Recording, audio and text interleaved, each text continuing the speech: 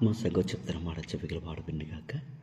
ప్రభు నా ప్రభుత్వ సెలవిచ్చిన వాక్కు యెషయా గ్రంథం 33 అధ్యాయము 13 వచనం. ఈ వాగ్దానం ఆత్మ సంగ చెప్తున్న మాట చెవిగల వాడుగా వినగాక. వాగ్దానం అనే ఆత్మ చేత మీరు ముద్రింపబడి ఉన్నారు. ఆత్మ సంగ చెప్తున్న మాట చెవిగల వాడు కాక. యెషయా గ్రంథం 33 అధ్యాయము 13 వచనం. దూరస్తులారా ఆలకించడి, నేను చేసిన దాన్ని చూరుడి, సమీపిస్తులారా నా పరాక్రమం తెలుసుకొనిడి. సీయోనులో ఉన్న పాపులు దిగులు పడుచున్నారు, వణుకు భక్తిలో పట్టెను. ఆత్మ సంగతి చెప్తున్న మాట చెవిగల వాడు వినిగాక. ప్రభు నా ప్రభుత్వ సెలవిచ్చిన వాక్కు పరివర్తన. ఆత్మ సంగతి చెప్తున్న మాట చెవిగల వాడు వినగాక. దూరస్తులారా ఆలకించడి, నేను చేసిన దాన్ని చూడుడి, సమీపిస్తులారా నా పరాక్రమమును తెలుసుకుని. ఆత్మ సంగతి చెప్తున్న మాట చెవిగల వాడు వినుగాక.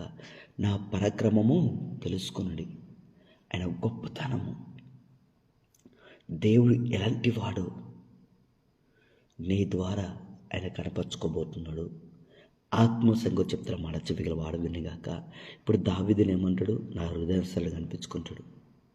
అబ్రహామును నా స్నేహితుడు అంటాడు. ఆత్మ సంగతి చెప్తున్న మాట చెవిగల వాడు వినగాక. ఇప్పుడు చూడండి, మన స్నేహితుల కొరకు ఎంత దూరమైనా పోగలుగుతాము, నిలబడగలుగుతాము. ఆత్మ సంగతి చెప్తున్న మాట చెవిగల వాడు వినగాక. అబ్రహాము నిట్ట మధ్యాహ్నం ఎండవేళలో ఒక చెట్టు కింద కూర్చున్నప్పుడు అబ్రహామును దర్శించడానికి 3 వ్యక్తులు దిగొస్తారు. అంటే ఆత్మ సంగతి చెప్తున్న మాట చెవిగల వాడు వినగాక. ప్రభు నా ప్రభుత్వ సెలవిచ్చిన వాక్కు. ఈ వాక్యము శరీరధారి కృపసత సంపన్నుడై ఈరోజు మీ మధ్యలోకి వచ్చి దేవుడు అధిక కృప నీకు ఇస్తాండి. ఈ రోజున ఆత్మ సంగతి చెప్తున్న మాట చెవిగల వాడు వినగాక. అందుకే ఇక్కడ ఏమన్నాడండి? దావీదును నా హృదయనుసాడు అన్నాడు, అబ్రహామును నా స్నేహితుడు అన్నాడు. అంటే పరలోక రాజ్యంలో మరి నిత్యము పరిశుద్ధుడు పరిశుద్ధుడు పరిశుద్ధుడు పరిశుద్ధుడు పొగడబడుచుండగా, ఆ 24 గంటలు పరిశుద్ధుడు పరిశుద్ధుడు పొగడబడుచుండగా అంత గొప్ప సమయాన్ని పక్కబెట్టి అబ్రహామును దర్శించడానికి దేవుడు అక్కడ దిగొస్తులు ఒక సందర్భంలో. మరి అదే విధముగా మోషకి ఏం చెప్తారు? నేను కనికరం గలవాడను, దయగలవాడను, దీర్ఘశాంతం గలవాడను, విస్తరమైన కృపా సత్యములు గల వాడనని చెప్పుకుంటాడు అక్కడ. అదే రీతిగా ఇక్కడ ఏమంటుందంటే ఆత్మ సంగతి చెప్తున్న మాట చెవిగల వాడు వినగాక. యెషయా గ్రంథం 33 అధ్యాయము 13 వచనంలో ఏమంటాడు? దూరస్తులారా ఆలకించడి. ఎక్కడ ఇంకా దూరంగా ఉన్నావు? ఆ హృదయం కఠినమైపోయిందా? ఇంకా దేవుని నమ్ముకున్నావు, కానీ దేవుడు ఎలాంటి వాడో తెలుసుకోలేకపోతున్నావా? అందుకంటాడు కీర్తనకారుడు, అక్కడ దావీదు ఏమన్నాడండి? దేవుడట ఉత్తముడాన్ని రుచి చూచి తెలుసుకోవాలట. నువ్వు దేవుని ఏదో నమ్మినట్టు కాదు. నేను ఏదో వాక్యం చదువుతున్నా, ఏదో ప్రార్థిస్తున్నా, ఏదో వారము వారం నేను మందిరానికి వెళ్తున్నాను అంటే దేవుడు ఏం చెప్తాడు? ఉత్తముడాన్ని రుచి చూచి తెలుసుకోవాలి. అంటే నీ ప్రతి పరిస్థితిలో నువ్వు దేవుడు ఎలాంటి వాడు, నువ్వు ఎలాంటి దేవుని ఆశ్రయిస్తున్నావు. అందుకని యెహోవా ఆశ్రయించిన వారికి ఏ మేలు కొద్దిగా ఉండదు. అదే సింహము పిల్లలు ఆకలిగొనినాను, మళ్ళీ అవి అంటే తమ సింహం పిల్లలు ఆకలిగా ఉన్నప్పుడు అడవికి వెళ్ళి సింహము తన పంజా విసిరి ఒక జంతువును వేటాడి పట్టుకొచ్చి పిల్లలకు పెడుతుంది. అట్లయినా సరే తల్లి తెచ్చిన ఆహారము తిని పిల్లలు ఆకలి కొంటాయట. కానీ ఎప్పుడైతే నువ్వు దేవుని రుచి చూస్తావో, దేవుని ఆశ్రయించిన వారికి ఏ మేలై కొదువో ఉండదు. ఆత్మ సంగతి చెప్తాను మాట చెవిగల వాడు కదా. అంటే నీకు ఏ సమస్య వచ్చినా, ఏ బాధ ఉన్నా, ఏ ఇబ్బంది ఉన్నా అది దేవుని వద్దకు తీసుకొస్తావు, ప్రార్థిస్తావు, వాళ్ళకి వెళ్ళి బయటకు వచ్చేస్తావు. అంటే ఏ సమస్య రాగానే కృంగిపోవు. వెంటనే ఏదైనా ఒక సమస్య రాగానే నీ హృదయం కఠినం కాదు. ఏదైనా ఒక సమస్య రాగానే నువ్వు దేవుని దగ్గరికి దూరం కావు, ఇంకా దేవుని అత్తుకుంటావట. నువ్వు దేవుని అత్తుకోవాలి. ఆత్మ సంగతి చెప్తాను మాట చెవిగల వాడు వినగాక. అదే పౌలు భక్తుడు సంఘానికి ఒక మర్మం చెప్తాడు. భార్యాభర్తలు ఎలా ఐక్యత కలిగి ఉంటారో సంఘము అదే రీతిన దేవునితో మనం అలా ఐక్యత కలిగి ఉండాలంట. ఆత్మ సంగతి చెప్తారు మాట చెవిగల వాడు వినను గాక. అంటే వాక్యము, ప్రార్థన, నిరీక్షణ, విశ్వాసంలో నువ్వు ఎదగాలంట. క్రమక్రమంగా ఎదగాలి. అందుకే అబ్రాహాముకున్న అనుభవాన్ని తన కుమారునికి భార్యను వధువును తీసుకురావడానికి అక్కడ ఏగ్దను పంపించాడు. అతను అనుభవంలో కొంత ఆ వ్యక్తికి చెప్తాడు. అంటే ఏ దేశంలో అయితే నన్ను తీసుకొచ్చి నాతో కనబడి నాతో మాట్లాడి పలాని చేస్తానని చెప్పిన దేవుడే, అదే దేవునికి ఒక దూతను పంపుతాడు అని విశ్వాసంలో బలపరిచి అతని చేతిలో జరిగిన యథార్థమైన సంఘటన సాక్ష్యాన్ని అతను పంచుకొని తీసుకెళ్తాడు. అప్పుడు అతడు ఒక దగ్గర కూర్చొని అక్కడ కొంతమంది కన్యకలు వస్తూ అంటారు, స్త్రీలు వస్తూ అంటారు.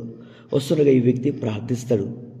ఎవరైతే నా దాహంకు కొన్ని నీళ్లు కావాలన్నప్పుడు నీ దప్పిక తీర్చుకుంటా నాకు కొన్ని దాహం తీర్చగలుగుతారా అని నేను అడిగినప్పుడు, ఎవరైతే ఇగో నీకు నేను నీళ్ళు పోస్తాను, నువ్వు దాహం తెచ్చుకో, నీ వంటలు కూడా చేది పోస్తానని ఏ స్త్రీ అంటదో అదే మరి యజమాను కుమార్ని భార్య అని ఫిక్స్ అయిపోతాడు. అక్కడ ఆత్మ సంగతి చెప్తారన్నమాట, చెవికి వాడు వినగాక. అందుకే ప్రభుత్వ సెలవు ఇచ్చిన వాక్కు అంటే అతడు ఒక తలంపు కలిగి ప్రార్థించినాడు. ఎందుకు? ఆయన దేవుని గురించి తెలుసుకున్నాడు. అదే దేవుడు ఇక్కడ ఈ ఉదయకాల సమయంలో నువ్వు నమ్ముకున్న దేవుడు ఎవరో ఈరోజు నీతో మాట్లాడబోతుంది. ఈ రోజున ఆత్మ సంగతి చెప్తారన్నమాట, చెవికి వాడు వినగాక. అందుకే వాక్యం చదువుతున్నావా, ప్రార్థిస్తున్నావా, నిరీక్షణ కలిగి ఉన్నావా, వేచుంటున్నావా, భయపడుతున్నావా, ఏం చేయాలో అర్థం కాని సిచ్యువేషన్లో నువ్వు ఉన్నావా? అయితే దేవుడు నీకే ఈ వాక్యం నీకే చెప్తాడు ఈ రోజున. అందుకే యెషయా గ్రంథం 33వ అధ్యాయము 13వ వచనం, దురస్తులారా ఆలకించుడి, నేను చేసిన దానిని మీరు చూడుడి, సమీపస్తులారా నా పరాక్రమమును తెలుసుకొనుడి. నా పరాక్రమం, ఆయన గొప్పతనం, ఆయన బాహుబలాన్ని, ఆయన ప్రేమను, కనికరమును, దయ, ఆత్మ సంగతి చెప్తే సరే. ఇప్పుడు ఏదైనా ఒక వ్యక్తితో సాహసం చేసేటప్పుడు, ఒక దగ్గర నువ్వు కంపెనీకి డ్యూటీలో జాయిన్ అయినప్పుడు నువ్వు తెలుసుకుంటావు ఈ కంపెనీ ఎలాంటిది, మేనేజర్ ఎలాంటాడు, మరి ఎవరికైనా కరెక్ట్ జీతాలు వచ్చేస్తున్నాయా. ఇక్కడేమంటాడు, నా పరాక్రమము తెలుసుకున్నాడు. మరి ఈ సమాజంలో మరి నామం ధరించుకొని కృంగిపోయి ఉన్నవా, వెలివేయబడ్డావా, తొణికరింపబడ్డావా, అవమానపరచబడ్డావా? అయితే దేవుడు చెప్తాడు, నేను నీ గాయములు మాన్పితాను. అంటే ప్రేమించలేని గాయం, కొన్ని అప్పులనే గాయము, నిందలనే గాయము, బీపీ అనే గాయము, షుగర్ అనే గాయము, అనేక సమస్యలు ఉంటాయి ఇక్కడ. కానీ ఇక్కడ ఏమంటాడు, నేను నీకు ఆరోగ్యము కలగజేస్తున్నాను. అంటే మళ్ళీ నువ్వు ఫలిస్తావు. నువ్వు త్రోపక్కనున్నా, రాతి నెల ఉన్నా, ముళ్ళ పొదలున్నా, నువ్వు మంచి నెలలో ఫలించబోతున్నావు. ఆత్మ సంగతి చెప్తారన్నమాట, చెవిగలవాడు వినగాక. అప్పుడు నీ ప్రార్థనలు సఫలపరచబడతాయట. నీ కోరికను సిద్ధంపజేసి ఆలోచన యావత్తు మొత్తము దేవుడు సఫలపరుస్తారట. దేవుడు చెప్తాను ఈ రోజున ఆత్మ సంగతి చెప్తారన్నమాట, చెవిగలవాడు వినగాక. మరి ఈ రోజున నా పరాక్రమము తెలుసుకునుడి, నా పరాక్రమం తెలుసుకోమంటాడు ఇక్కడ దేవుడు. నేను ఎలాంటి వాడినో తెలుసుకునుడి. దేవుని నుంచి ఒక మాట నువ్వు తీసుకున్నావా, ఒక మాట నువ్వు తీసుకుంటే దేవుడు ఎలాంటి వాడో తెలుసుకోవాలని. సరే చూద్దాం. ఇక్కడ దురస్తులారా, యెషయా గ్రంథం 33వ అధ్యాయము, యెషయా గ్రంథం 33వ అధ్యాయము 13వ వచనం, దురస్తులారా ఆలకించుడి, నేను చేసిన దాన్ని చూడుడి, సమీపస్తులారా నా పరాక్రమము తెలుసుకునుడి. అంటే ఒక ఛేదంలో గుంట వెలుపుతున్నావా, కృంగిపోతున్నావా, విలువేయబడుతున్నావా, అవమానపరచబడుతున్నావా? అందుకే నువ్వు దేంతో సాహసం చేసుకుంటా, వాక్యం చదువుకున్నా, ప్రార్థించుకుంటా, కానీ నీ కళ్ళెదులో జరిగే చూసే ఓసారి విశ్వాసం కోల్పోతున్నావా, దర్శనం కోల్పోతున్నావా, ఇది నెరవేరదా అని ఒక్కొక్కసారి నీకు భయం వచ్చేస్తుందా? అయితే దేవుడు చెప్తాను ఈ రోజున, మరి కొన్ని రోజుల నుంచి సరే, కొన్ని రోజులు, కొన్ని నెలలు, కొన్ని సంవత్సరాల నుంచి భార్య పిల్లలు ప్రార్థిస్తున్నా, నీ భర్తల మార్పు కొరకు, మా నాన్నల మార్పు కొరకు ప్రార్థన చేస్తున్నావా? లేదా కూతురు కుటుంబం కట్టబడాలన్నా, లేదా తాగు నుండి విడుదల పొందితే చాలని భార్య అనుకుంటుందా? మా నాన్నకు రిపోర్ట్ నార్మల్ వస్తే బాగుండు, నా కొడుకు జాబ్ వస్తే బాగుండు, మా చేతి పనులను ఆశీర్వదిస్తే బాగుండు అని ఏ రోజున ఎవరైనా సరే ఒక విశ్వాసం పట్టుకొని నిరీక్షణ కలిగి, ఎవరైతే ఏ సందర్భంలో మీరు ప్రార్థన చేస్తుందో దేవుడి నీ ప్రార్థన జవాబు ఏంటంటే, ఇక్కడ ఏమంటుందంటే నా పరాక్రమము తెలుసుకునుడి. అంటే దేవుడి కనపరుచుకుంటాడు. ఏమని కనపరుచుకుంటాడు? ఇక్కడ 14వ